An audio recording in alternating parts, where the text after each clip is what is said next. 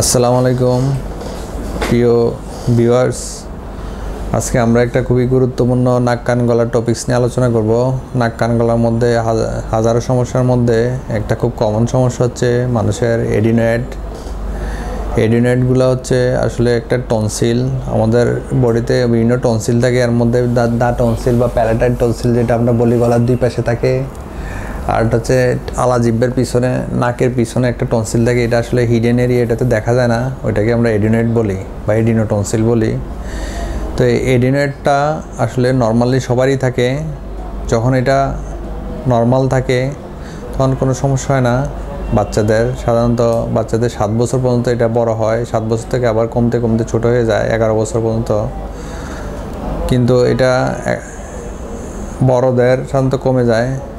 কিন্তু যখন বাচ্চাদের এটা বড় থাকে, সমস্যা করে, ব্রিদিং ডিফিকাল্টি করে, শ্বাস নিতে কষ্ট হয়, তখন বিভিন্ন সমস্যা দেখা দেয়। 1 নম্বর হচ্ছে বাচ্চা শ্বাস নিতে কষ্ট হয়, হা করে শ্বাস নেয়, তখন বাচ্চার অক্সিজেন কম যায় ব্রেইন ডেভেলপমেন্ট কম হয়। সাধারণত 5 থেকে 14 বছরে যেহেতু ব্রেইন ডেভেলপমেন্ট বেশি হয়, ওই সময়টাতে বাচ্চাদের অক্সিজেনেশন, ব্রেইনের ডেভেলপমেন্ট খুবই ইম্পর্ট্যান্ট। এগুলো বাচ্চারা কনসেন্ট্রেশন দিতে পারে না। ব্রেইনে অক্সিজেন কম গেলে, ব্রেইন ডেভেলপমেন্ট কম হলে বাচ্চারা একটু হাবাগোবা হয়ে যেতে পারে। আবার এডিনয়েডের আর ডেঞ্জারাস ইফেক্ট হলো, এডিনয়েডের জন্য মানুষের ফেস পর্যন্ত চেঞ্জ হয়ে যায়। মাউথ ব্রেদার বলে, মাউথ হা করে শ্বাস নিতে নিতে দাঁত উঁচু হয়ে যায়।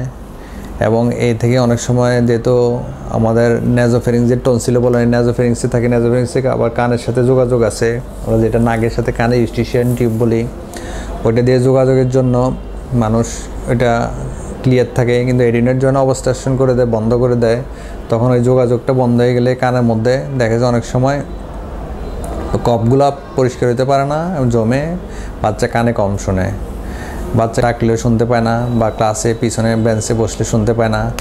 তো এডিনয়েড হয়েছে, বাচ্চারা অনেক সময় বলতে পারে না বা বোঝে না, ইভেন বাবা মারাও বোঝে না, বুঝবে কীভাবে? 1 নাম্বার বাচ্চা ঘুমের মধ্যে হা করে ঘুমাবে। এটা সাধারণত আমরা 3 বছর বাচ্চা থেকে শুরু করে 10-12 বছর, ইভেন আজকে 15 বছর একটা বাচ্চা পেলাম ওইরকম এডিনয়েড বড়। এবং যাদের সবসময় সর্দি, হাসি, কাশি লেগে থাকে, অ্যালার্জি বেশি থাকে, নাকের অ্যালার্জিক রাইনাইটিস থাকে, তাদের বেশি হয়। ওদের একটু খেয়াল রাখতে হবে, বাপ মাদের একটু কষ্ট করতে হবে। রাতের বেলা সে হা করে ঘুমায় নাকি, নাক ডাকে নাকি, তারপর সে অমনোযোগী নাকি, দিনের বেলা ঘুম ঘুম ভাব থাকে নাকি। এটা সাধারণত অনেক সময় এত বড় হয়ে যায় যে অবশ্যই একটি স্লিপ অ্যাপনিয়া করে ফেলে, মানে সে ঘুমের মধ্যে বারবার ঘুম ভেঙে যায়। রাতের বেলা অনেকে প্রস্রাব করে দেয়, অনেকে দুঃস্বপ্ন দেখে, অনেকে দেখা যায় রাতের বেলা দাঁড়ায় যায়, হাঁটে। এরকম হতে হতে দেখা যায় অনেক সময় বাচ্চার বিভিন্ন ফেসও চেঞ্জ হয়ে যায়, বাচ্চা একটু দেখা যাচ্ছে ক্লাসে পিছিয়ে যায়। এগুলা যখন দেখবেন তখনই আমরা তাড়াতাড়ি নাক কান গলা বিশেষজ্ঞের শরণাপন্ন হবেন। এবং এটা নিয়ে অবহেলা করা যাবে না। এটা সাধারণত বিভিন্ন মাইল্ড, মডারেট, সিভিয়ার আছে। আমরা যখন মাইল্ড মডারেট থাকে তখন আমরা ওষুধ দিলে সাধারণত ভালো হয়ে যায়, অ্যালার্জি থেকে দূরে থাকলে ভালো হয়ে যায়, প্রিভেন্টিভ মেজার মানে ঠান্ডা থেকে দূরে থাকলে, আইসক্রিম কম খেলে ঠিক হয়ে যায়, ঠান্ডা কম খেলে ঠিক হয়ে যায়, ফ্রিজের পানি কম খেলে, অ্যালার্জি কম থাকলে অনেক সময় কমে যায় আস্তে আস্তে। আর যাদের অ্যালার্জি থাকবে, ঠান্ডা বেশি থাকবে, এর মধ্যে ঠান্ডা বেশি খাবে, কোল্ড অ্যালার্জি থেকে এটা আরও বেশি বেড়ে যাবে।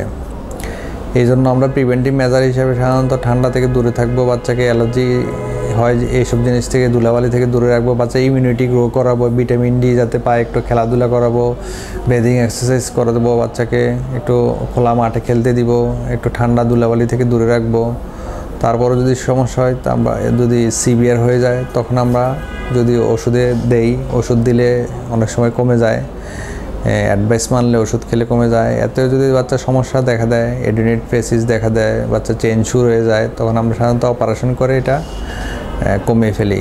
এখন অনেকে ভয় পায় এটা কোথায় অপারেশন করবো, বাচ্চা মানুষ, এটা আসলে বাইরে কোনো ইম্পর্টেন্ট অর্গান কিনা, এটা কোনো ইম্পর্টেন্ট অর্গান না। এটা 3 বছর পর থেকে তেমন কাজই নেই, বরং এটার কারণে আরও ব্রেইনের অনেক সমস্যা হয়, কানের সমস্যা হয়, নাকের সমস্যা হয়, ফেসের সমস্যা হয়।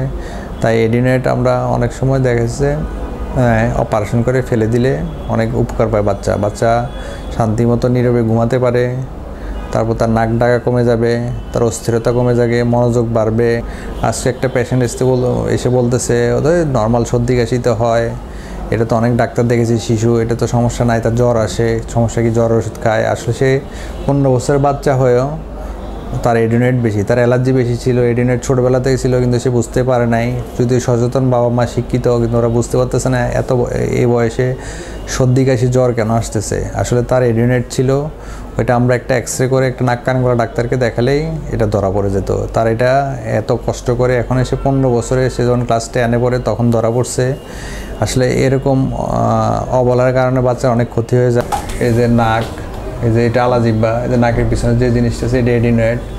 এই এডিনোয়েডটাই আসলে অনেক সময় বড় হয়ে গেলে আলাজিব্বার সাথে লেগে এদিক দিয়ে নাক বন্ধ হয়ে যায়। এটা নাকের সামনের অংশ, এটা পিছনের অংশে এখানে ব্রেনের কাছাকাছি এডিনোয়েডটা থাকে। এটা এখান থেকে বড় হয়ে এখানে নাক বন্ধ করে দিলে বাচ্চা তখন এই মুখ দিয়ে শ্বাস নেওয়া শুরু করে। তখনই বাচ্চা দেখে যে হা করতে করতে দাঁত উঁচু হয়ে যায়। আবার এদিক দিয়ে তো কানের সাথে যোগাযোগ থাকে, কান বন্ধ হয়ে গেলে এদিক দিয়ে কানে কম শোনে। তারপর এদিক দিয়ে আবার দাঁত উঁচু হয়ে যায়। আবার এদিক দিয়ে যেহেতু অক্সিজেন যায়, অক্সিজেন ব্রেনে না গেলে মাথা ব্যথা করে, প্রথম আস্তে আস্তে ব্রেন ডেভেলপমেন্ট কম হয়। তো এটা যেহেতু একটা হিডেন এরিয়া, উপরে আমরা এইভাবে দেখা খুব ডিফিকাল্ট। এজন্য এক্সরে করে দেখলে এটা সহজে বোঝা যায়। আমরা একটা এক্সরে সফট টিস্যু নেক ল্যাটারাল ভিউ করে দেখে সহজে দেখতে পারি। এবং এটা যখন অর্ধেক আসে তখন মাইল্ড বডি, অর্ধেকের চেয়ে বেশি হলে মডারেট।